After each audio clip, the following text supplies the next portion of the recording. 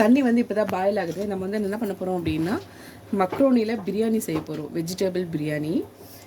ஆக்சுவலாக இது வந்து இன்னொரு மெத்தடில் செய்யலாம். அதாவது நம்ம வெஜிடபிள் ஃப்ரைட் நூடுல்ஸ்லாம் பண்ணுறோம் பார்த்திங்களா, அந்த மாதிரியும் பண்ணலாம். நம்ம அதை யூஸ் பண்ணுறோம் அப்படின்னா அதுக்கு வந்து நம்ம சோயா சாஸ் யூஸ் பண்ணுவோம். சோயா சாஸ்ன்றது சிப்பியிலேருந்து செய்கிற ஒரு வகையான சாஸ்.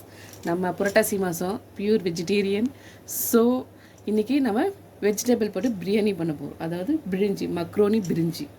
இது வந்து தண்ணி நல்லா பாயில் ஆகுது. இதை வந்து நம்ம வந்து ஃபுல்லாக வேக வைக்க போகிறதில்ல, ஒரு முக்கால் பதத்தில் தான் வேக வைக்க போகிறோம். ஏன்னா அதுக்கப்புறம் வெஜிடபிள்ஸ்லாம் போட்டு கிளறி கொஞ்ச நாள் தம் மாதிரி போட்டு வைக்க போகிறோம். அப்போ வந்து மீதி கால் பதம் வந்து வெந்துடும். இப்போ என்ன பண்ண போகிறேன்னா நல்லா பார்த்துக்கோங்க.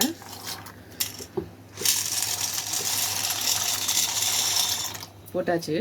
இது வந்து ஒன்றோட ஒன்று வந்து மிக்ஸ் ஆகக்கூடாது. அதுக்காக நான் என்ன பண்ணுறேன் அப்படின்னா நல்லெண்ணெய் கொஞ்சம் நிறைய போடக்கூடாது, லைட்டாக போட்டாலே போதும். இப்போ இது வந்து கொஞ்சம் ஒரு முக்கால்வாசி பதத்துக்கு வேகணும்.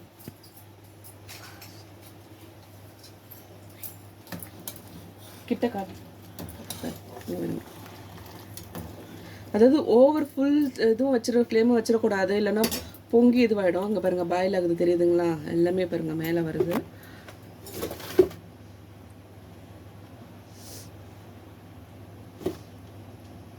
நான் இது எந்த அளவுக்கு வேகுதுன்னு வெந்து முடிச்சதுக்கப்புறம் காட்டுறேன். இங்கே பாருங்கள் நல்லா வெந்துச்சு. இப்போ என்ன பண்ண போகிறோன்னா ஸ்டவ் ஆஃப் பண்ணிவிட்டு இதுலேருந்து தண்ணி எடுத்துட போகிறோம்.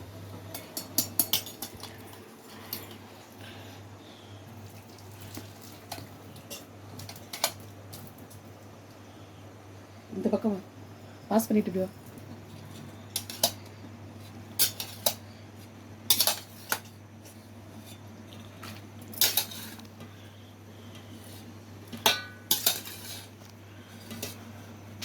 கிட்ட வராத நவுறு சிவானி. சிவானி நவுறு, சூடா மேல அடிக்கும்.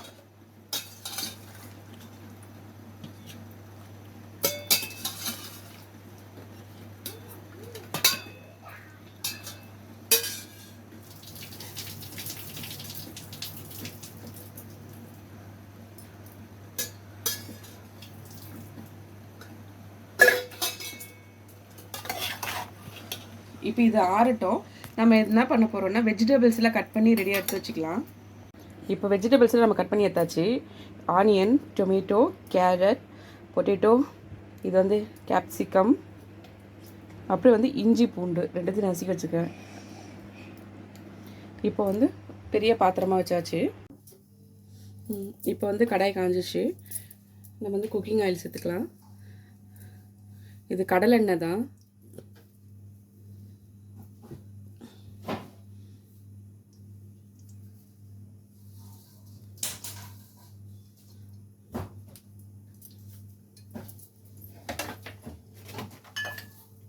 இப்போ இது கூட நான் வந்து எந்த மசாலா ஐட்டமும் ஆட் பண்ண போறதில்ல, சோம்பு மட்டும்தான் ஆட் பண்ண போகிறேன். வேற எதுவுமே வேண்டாம், சோம்பு மட்டும் போதும். இந்த பாருங்க.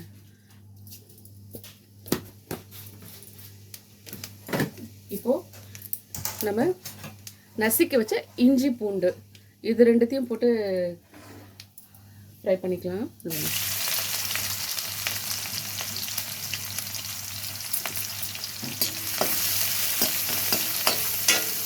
இது நம்ம ஆயில் வந்து ஃபஸ்ட் டைம் யூஸ் பண்ணுற ஆயிலா செகண்ட் டைம் யூஸ் பண்ணுற ஆயிலா அப்படின்ட்டு ஏற்கனவே யூஸ் பண்ணதா அப்படின்னு நம்ம தெரிஞ்சுக்கணும். அப்படின்னா நம்ம வந்து ஒரு வெறும் பூண்டை மட்டும் ஆயில் சூடு ஆனதும் வெறும் பூண்டு மட்டும் நம்ம வந்து எண்ணெயில் போட்டு ஃப்ரை பண்ணிங்கன்னா இந்த பாருங்க, அது வந்து வெள்ளையாகவே வதங்குச்சு அப்படின்னா அது வந்து ஃபஸ்ட் டைம் யூஸ் பண்ணுற ஆயில். இல்லை ஒரு மாதிரி ப்ரௌன் கலராக மாறும். நம்ம போட்டதுமே கொஞ்சம் நேரத்தில் வந்து அந்த பூண்டு வந்து வெள்ளையாகாது, நல்லா ஒரு மாதிரி ப்ரௌன் கலர் ஆகும். அந்த மாதிரி ஆகுச்சுன்னா அது வந்து ஏற்கனவே யூஸ் பண்ணி மறுபடியும் ரீஃபைன் பண்ணி நமக்கு இடையே தலையில் கட்டி ஏமாற்றிட்டாங்கன்னு அர்த்தம். இது வந்து நம்ம செக்கில் இது பண்ணது, அதனால தான் அது ஒயிட்டாகவே வதங்குது பாருங்கள்.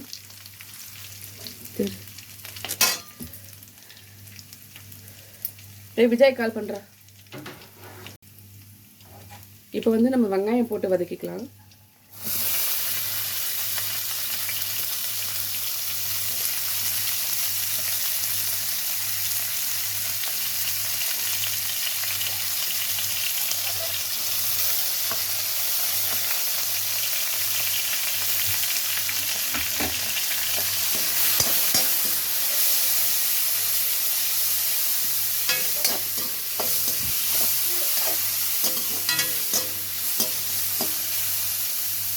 இப்போ இது கூட நம்ம கொஞ்சம் பெருங்காயம் தூள் சேர்த்துக்கலாம்.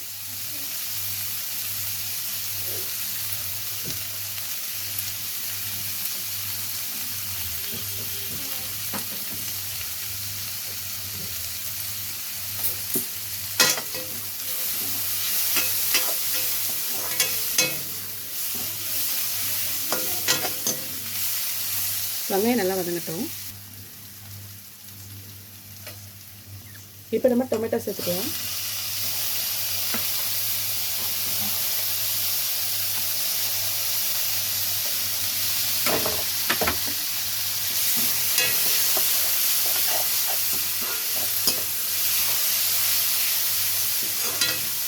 நம்ம டொமேட்டோ வதங்கும் போதே வந்து நம்ம இதில் கட் பண்ணி வச்சுருக்க வெஜிடபிள்ஸும் சேர்த்து அப்படியே சேர்த்து வதக்கிக்கலாம். அப்புறம் சீக்கிரம் வதங்கிடும்.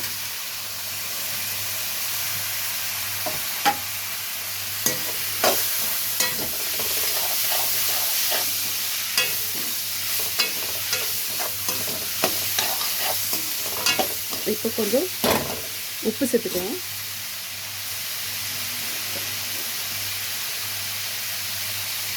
கொஞ்சமாக போதும்.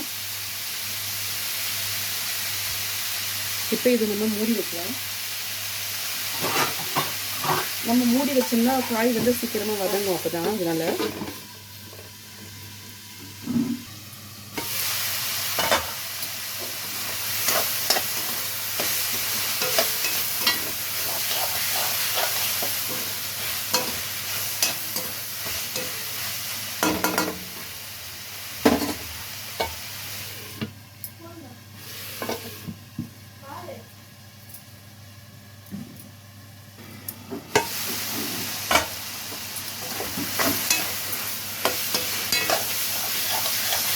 இப்போ நம்ம வந்து இது கூட கொஞ்சம் மஞ்சள் தூள், டர்மரிக் பவுடர் ஆட் பண்ணிக்கலாம்.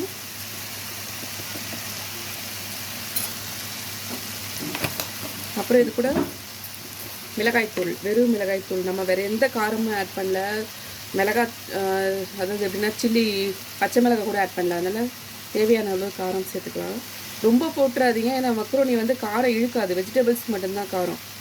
அதனால கொஞ்சமாக போட்டால் போதும்.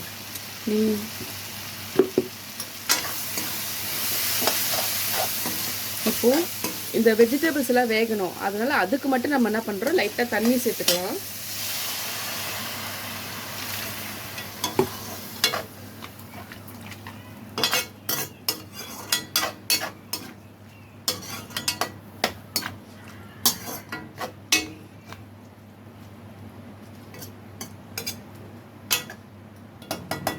தண்ணி லைட்டாக தெளித்து விட்டாச்சு. இப்போ இதை நம்ம மூடி வச்சுட்டு காயெல்லாம் நல்லா வேக வைக்கலாம்.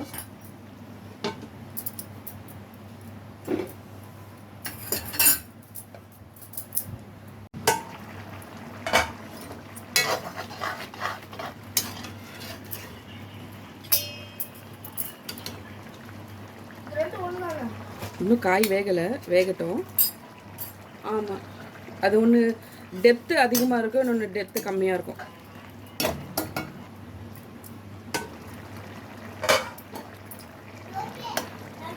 காய் வந்துச்சு.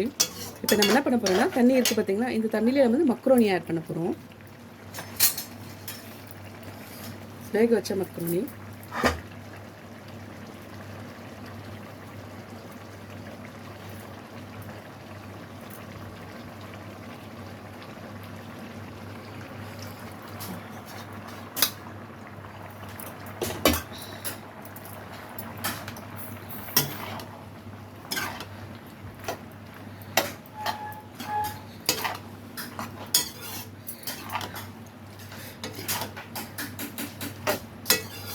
அதாவது நம்ம வந்து ஏற்கனவே வந்து முக்கால்வாசி வேக வச்சுட்டோம். இப்போ மீதி இருக்க கால்வாசி இந்த மசாலா தண்ணியில் வேகணும்.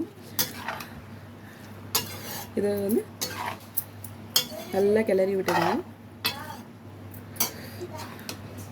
தண்ணியெல்லாம் சுண்டுச்சுன்னா மக்ரோனி ரெடி ஆயிடும். தூக்கி தூக்கி விடுங்க. அதாவது கீழே இருக்கிறதுல என்ன பேபி? ஆ, எடுத்து 2 ப்ரஷ் இருக்கு பாரு, 3 ப்ரஷ் இருக்கு பாருங்க. எதுடா மெலிசா இருக்கு பாருடி. 3 ப்ரஷ் யூஸ் பண்ணணும், ஒரே ப்ரஷ் யூஸ் பண்ணக்கூடாது.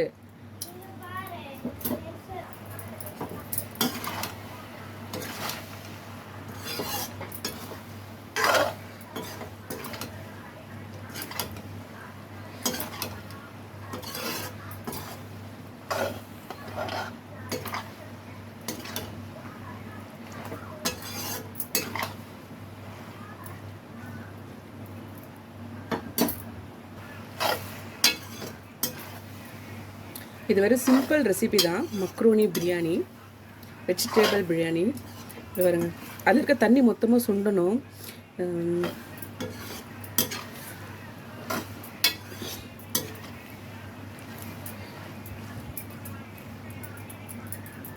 நம்ம இந்த குழம்பு அந்த மசாலா எல்லாமே வந்து இந்த மக்ரோனியில் இறங்கணும். அதனால் வந்து லோ ஃப்ளேமில் நல்லா கிளறி விட்டுட்டே இருங்க. அப்போ தான் வந்து எல்லாத்துலேயுமே ஈவனாக அந்த இது பரவும். ரொம்ப இழுத்தி பண்ணிங்கன்னா சுத்தமாக உடஞ்சிரும். அது பாருங்கள், அந்த மாதிரி அழகாக அப்படி தூக்கி இப்படி விடணும். இப்படி கிளறி விட்டாலே போதும்.